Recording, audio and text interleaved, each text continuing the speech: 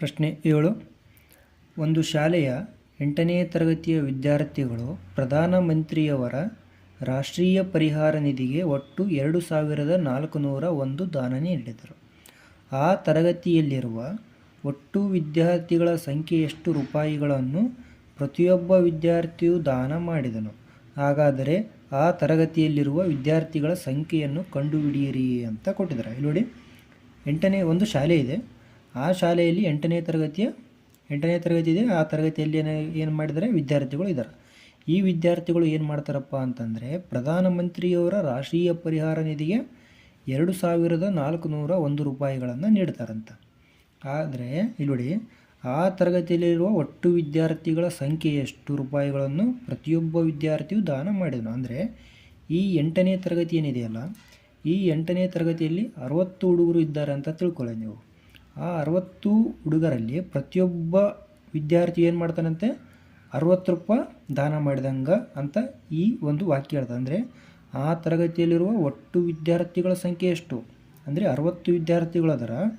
ಮತ್ತು ಪ್ರತಿಯೊಬ್ಬ ವಿದ್ಯಾರ್ಥಿಯು ಎಷ್ಟು ವಿದ್ಯಾರ್ಥಿಗಳದ ನೋಡಿ, ಅಷ್ಟು ರೂಪಾಯಿಗಳನ್ನು ಒಬ್ಬ ವಿದ್ಯಾರ್ಥಿ ನೀಡ್ತಾನಂತ ಹೇಳ್ತಾ. ಹಾಗಾದರೆ ಆ ತರಗತಿಯಲ್ಲಿರುವ ವಿದ್ಯಾರ್ಥಿ ಸಂಖ್ಯೆಯನ್ನು ಕಂಡುಹಿಡಿಯಿರಿ ಅಂತ ಕೊಟ್ಟಾರೆ. ಇಲ್ಲಿ ನೋಡ್ರಿ, ದೇಣಿಗೆ ನೀಡಿದ ಮೊತ್ತ ಎಷ್ಟು? 2,401. ಹಾಗಾದರೆ ವಿದ್ಯಾರ್ಥಿಗಳ ಸಂಖ್ಯೆ ಎಷ್ಟಿದೆ? ಇಲ್ಲಿ ವಿದ್ಯಾರ್ಥಿಗಳ ಸಂಖ್ಯೆ ಕೊಟ್ಟಿಲ್ಲ ಅವರು.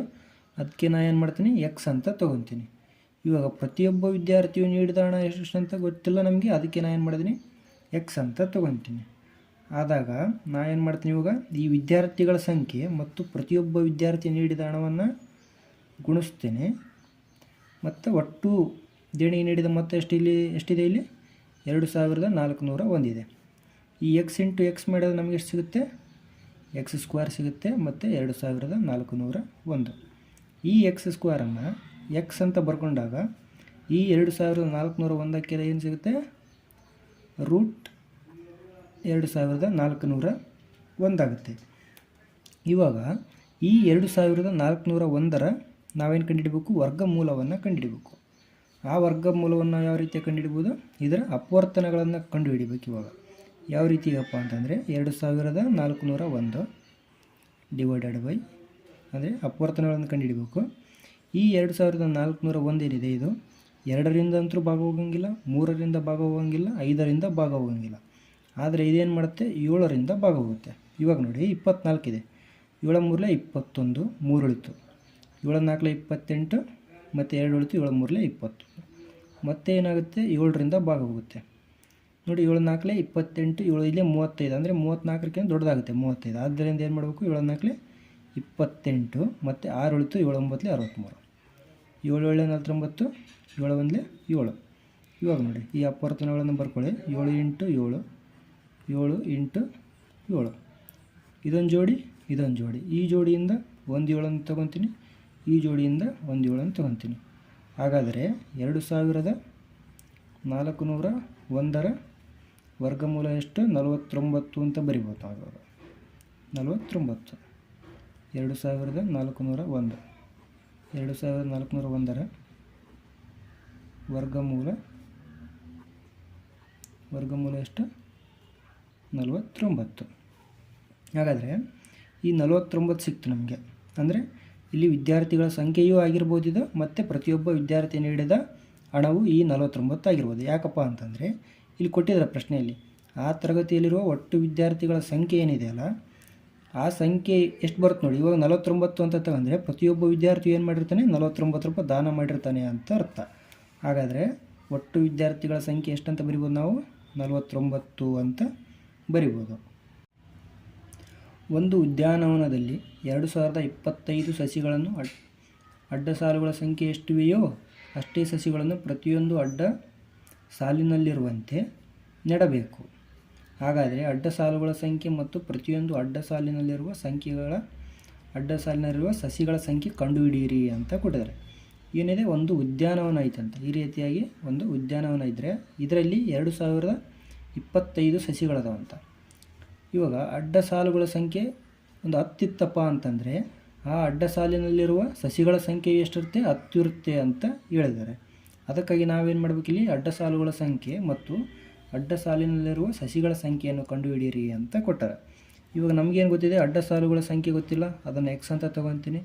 ಮತ್ತು ಪ್ರತಿ ಅಡ್ಡ ಸಾಲಿನಲ್ಲಿರುವ ಸಸಿಗಳ ಸಂಖ್ಯೆನೂ ಗೊತ್ತಿಲ್ಲ, ಅದನ್ನು ಎಕ್ಸ್ ಅಂತ ತೊಗೊತೀನಿ. ಇವಾಗ ನಾವೇನು ಮಾಡಬೇಕು, ಈ ಅಡ್ಡ ಸಾಲುಗಳ ಸಂಖ್ಯೆ ಮತ್ತು ಪ್ರತಿ ಅಡ್ಡ ಸಾಲಿನಲ್ಲಿರುವ ಸಸಿಗಳ ಸಂಖ್ಯೆಯನ್ನು ಗುಣಿಸಬೇಕು. ಎಕ್ಸ್ ಇಂಟು ಎಕ್ಸ್ ಮತ್ತು 2025. ಪ್ರಶ್ನೆ 7 ಮಾಡಿದವಲ್ಲ ಅದೇ ರೀತಿಯಾಗಿ ಇದನ್ನು ಸಹಿತ ಮಾಡಬೇಕು. X square is equal to 2025, X is equal to square root 2025. ಈ 2025ರ ವರ್ಗಮೂಲವನ್ನು ಕಂಡುಹಿಡಿದಾಗ ನಮಗೇನು ಸಿಗುತ್ತೆ, ಅಡ್ಡ ಸಾಲುಗಳ ಸಂಖ್ಯೆ ಮತ್ತು ಅಡ್ಡ ಸಾಲಿನಲ್ಲಿರುವ ಸಸಿಗಳ ಸಂಖ್ಯೆ ಸಿಗುತ್ತೆ.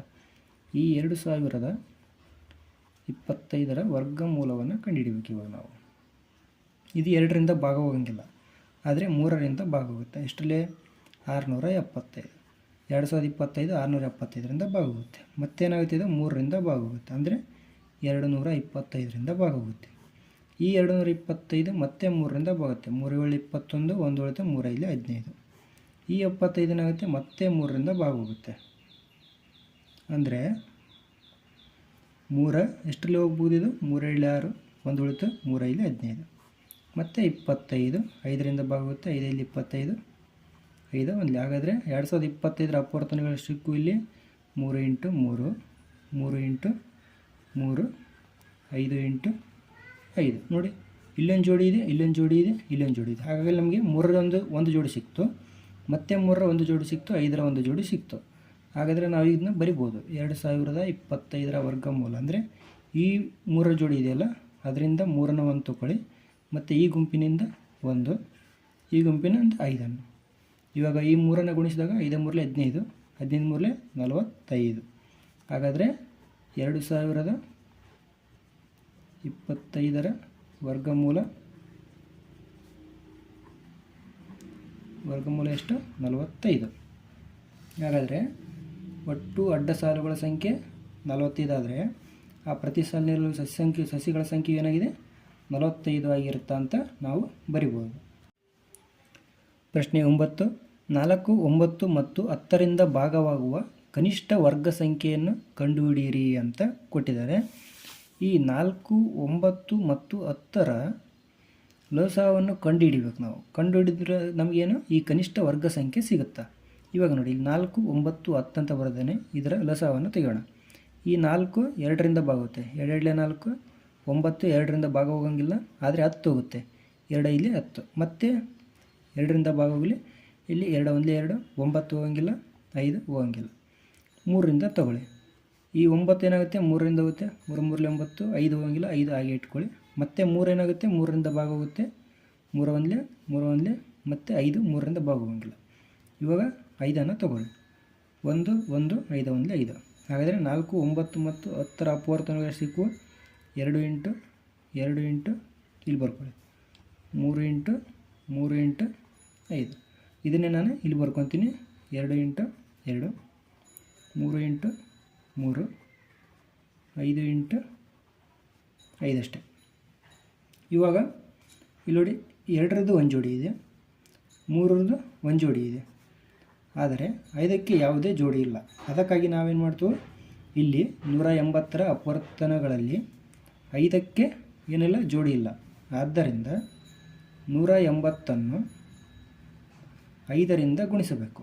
ಇವಾಗ 180ನ್ನು 5ರಿಂದ ಗುಣಿಸಿ. ಇವಾಗ ಎಷ್ಟು ಬರುತ್ತೆ? 5 ಪೂಜ್ಲೆ ಪೂಜಿ, 5 8 40, ಕೈಲೆ ಬಂತು 4, 5 1 5 9.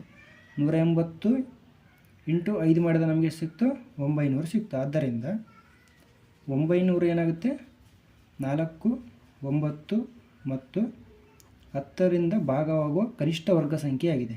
ಇಲ್ಲೇನು ಕೊಟ್ಟಿದ್ದಾರೆ, ಕನಿಷ್ಠ ವರ್ಗ ಸಂಖ್ಯೆಯನ್ನು ಕಂಡುಹಿಡಿಯಿರಿ ಅಂತ ಕೊಟ್ಟಿದ್ದಾರೆ. ಹಾಗಾದರೆ ಇಲ್ಲಿ 900 ಏನಾಗುತ್ತೆ, ಆ ಕನಿಷ್ಠ ವರ್ಗ ಸಂಖ್ಯೆ ಆಗುತ್ತೆ.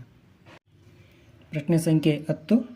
8, 15 ಮತ್ತು 20ರಿಂದ ಭಾಗವಾಗುವ ಕನಿಷ್ಠ ವರ್ಗ ಸಂಖ್ಯೆಯನ್ನು ಕಂಡುಹಿಡಿಯಿರಿ ಅಂತ ಕೊಟ್ಟಿದ್ದಾರೆ.